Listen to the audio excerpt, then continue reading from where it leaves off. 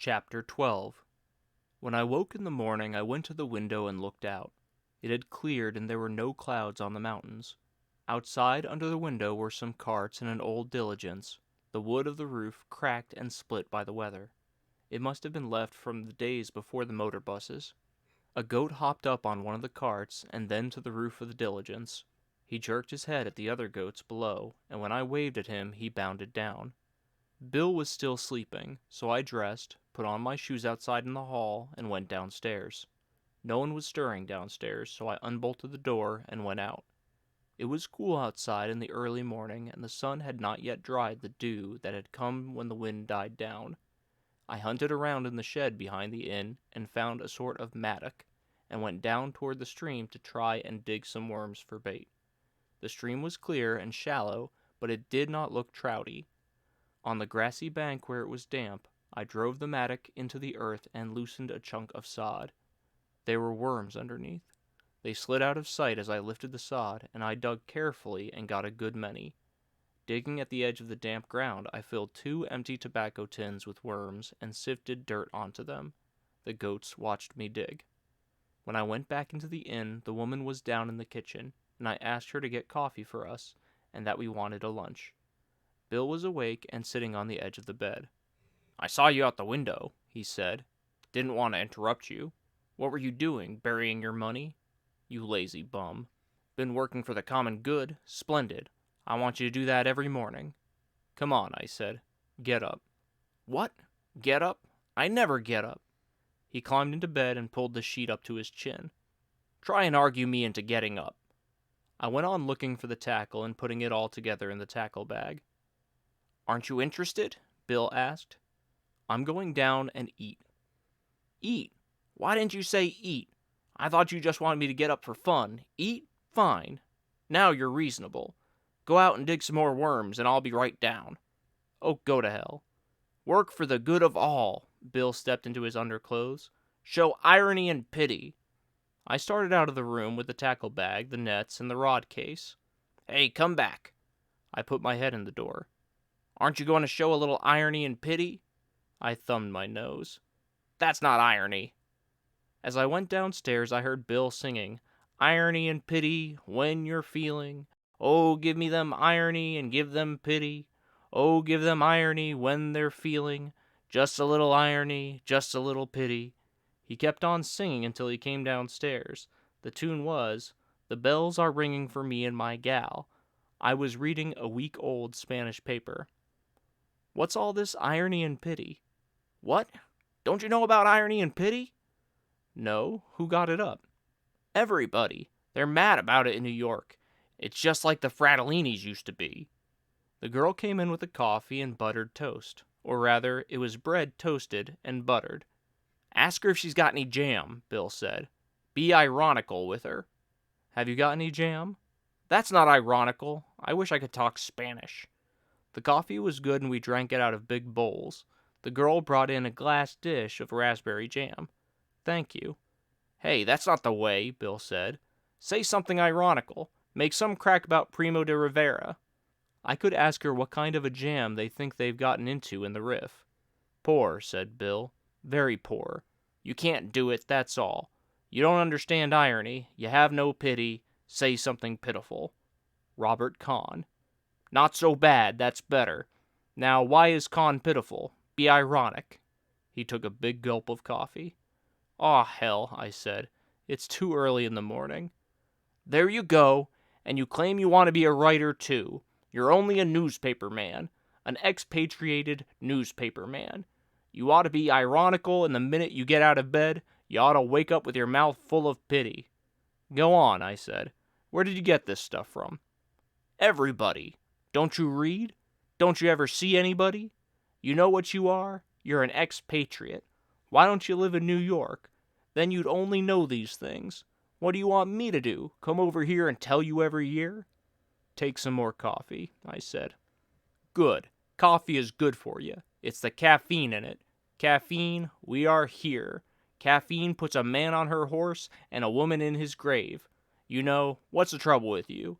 You're an expatriate. One of the worst type. Haven't you heard that? Nobody that ever left their own country ever wrote anything worth printing, not even in the newspapers. He drank the coffee. You're an expatriate. You've lost touch with the soil. You get precious. Fake European standards have ruined you. You drink yourself to death. You become obsessed by sex. You spend all your time talking, not working.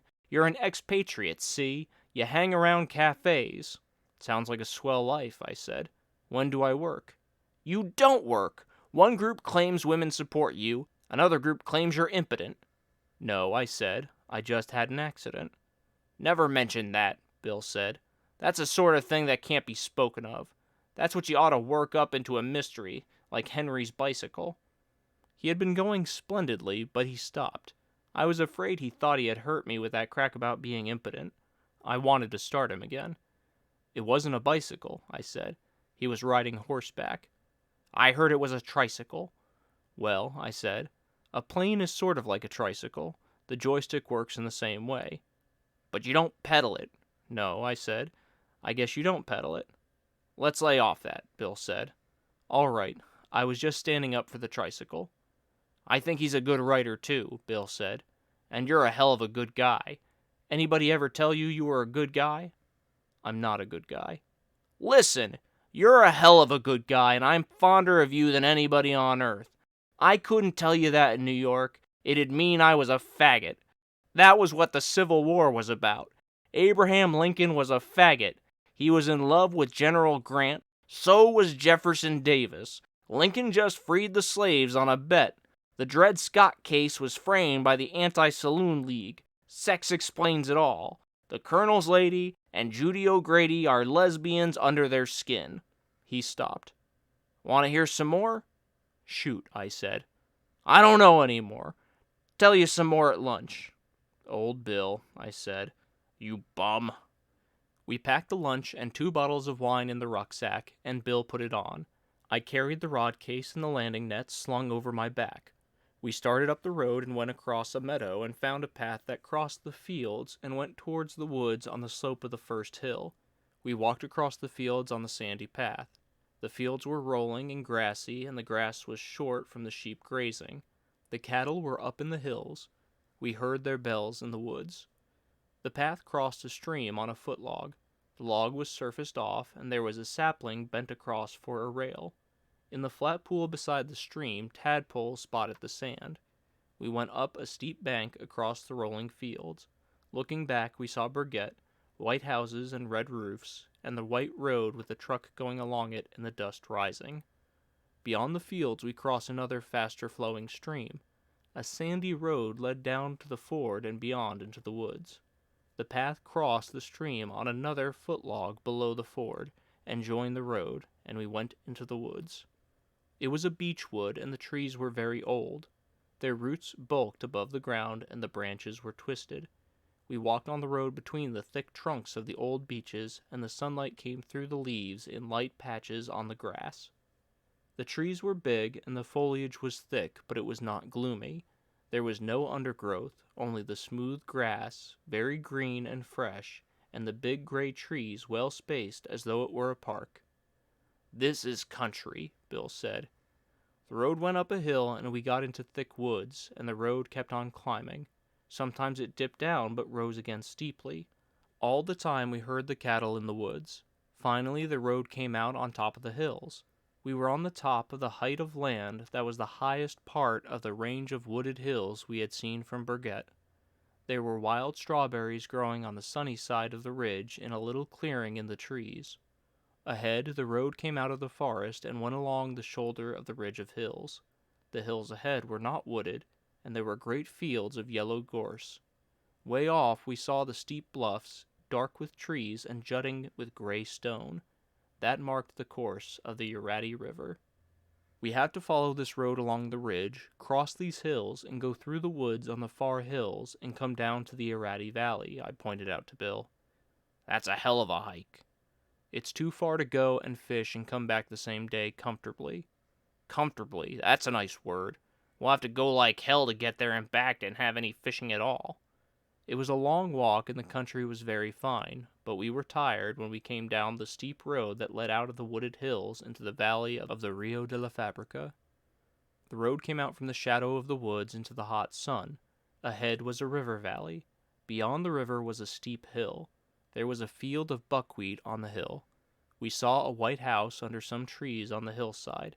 It was very hot, and we stopped under some trees beside a dam that crossed the river.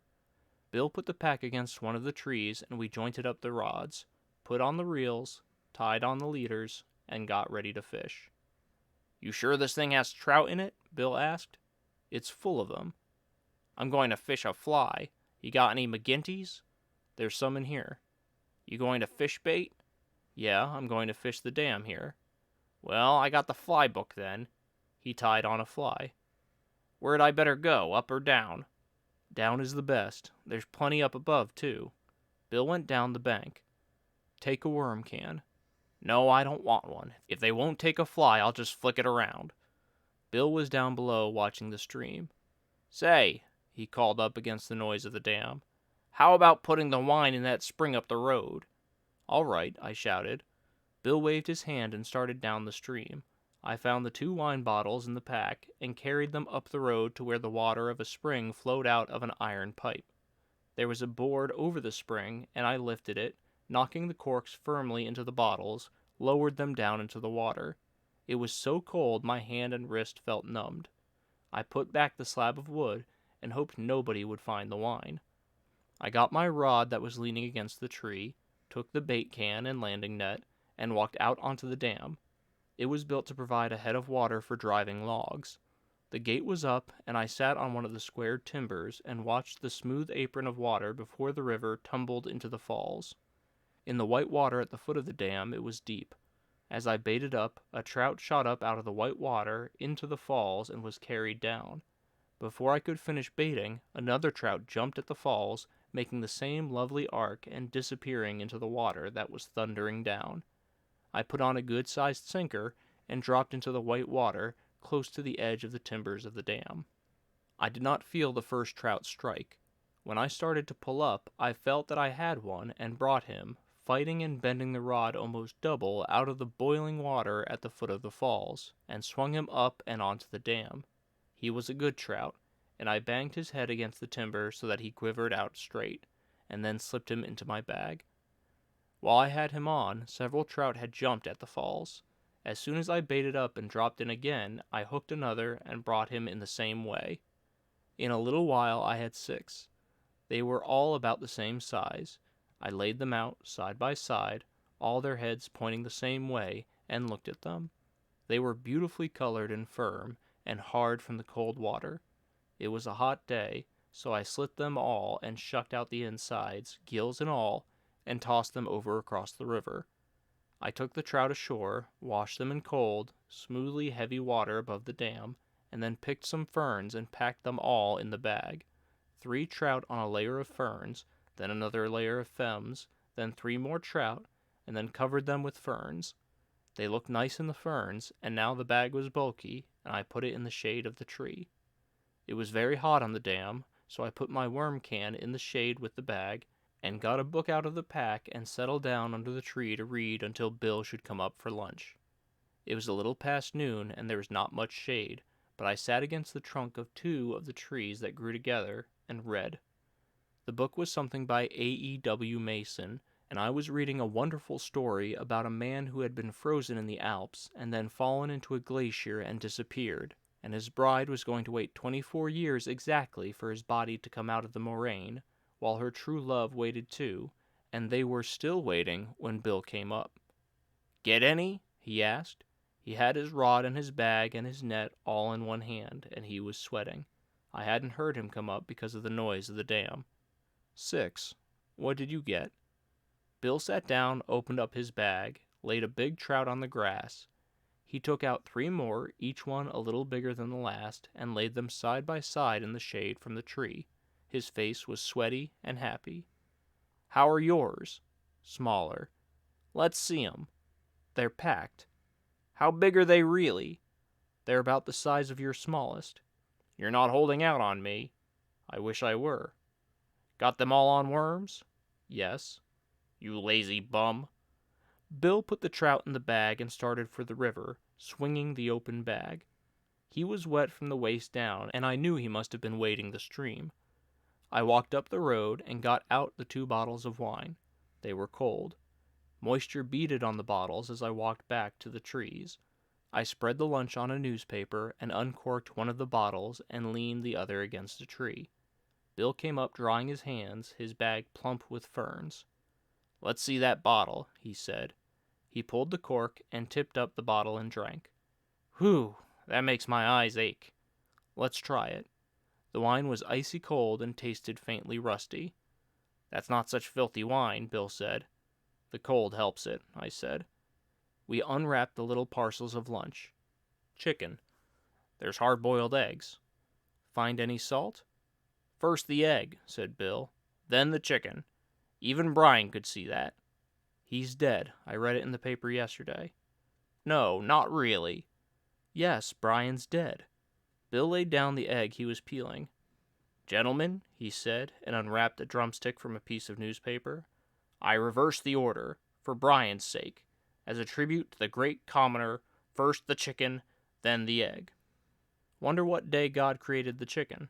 "Oh," said Bill, sucking the drumstick, "how should we know? Who should not question? Our stay on earth is not for long. Let us rejoice and believe and give thanks." "Eat an egg." Bill gestured with the drumstick in one hand and the bottle of wine in the other. "Let us rejoice in our blessings. Let us utilize the fowls of the air. Let us utilize the products of the vine. Will you utilize a little, brother?" "After you, brother." Bill took a long drink. "Utilize a little, brother." He handed me the bottle. "Let us not doubt, brother. Let us not pry into the holy mysteries of the hen coop with simian fingers.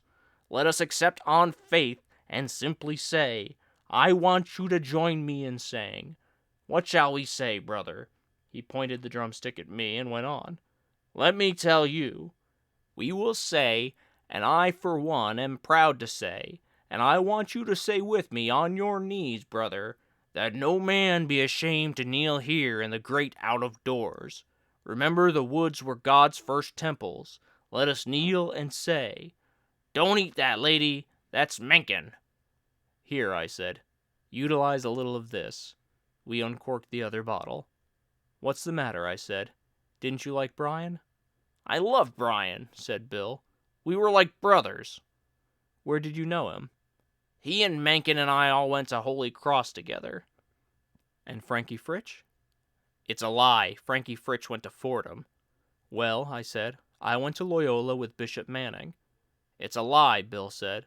"I went to Loyola with Bishop Manning myself." "You're cockeyed," I said. "On wine?" "Why not?" "It's the humidity," Bill said.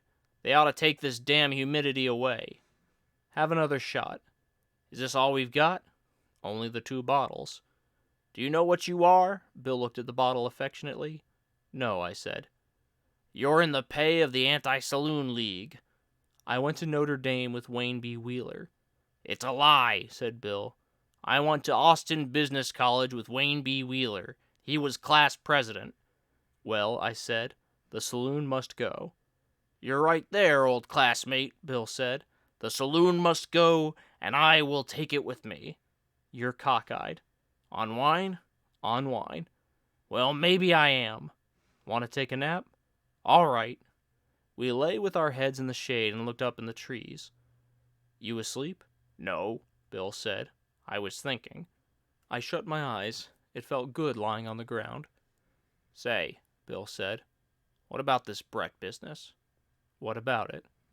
"Were you ever in love with her?" "Sure." "For how long?" "Off and on for a hell of a long time."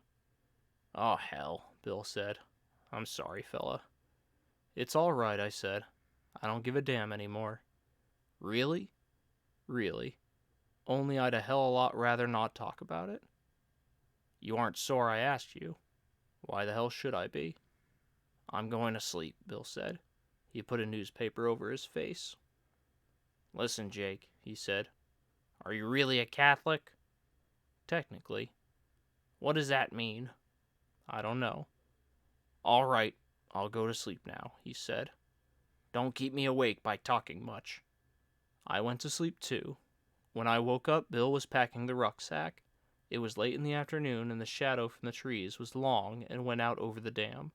I was stiff from sleeping on the ground. "What did you do, wake up?" Bill asked. "Why didn't you spend the night?" I stretched and rubbed my eyes. "I had a lovely dream," Bill said.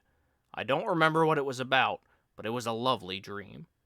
I don't think I dreamt. "You ought to dream," Bill said.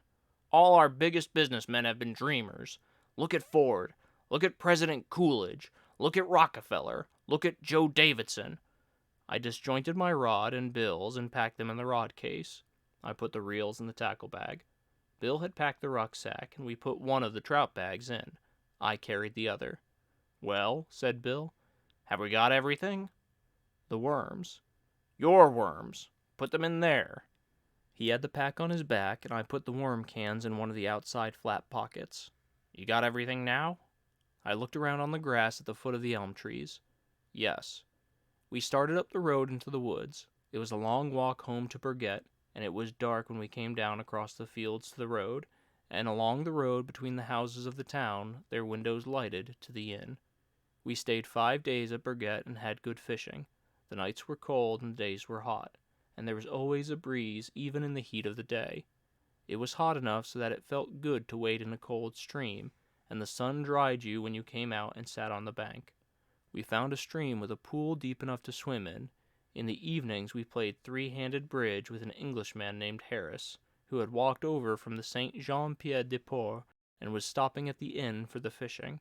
He was very pleasant, and went with us twice to the Irati River. There was no word from Robert Kahn, nor from Brett and Mike.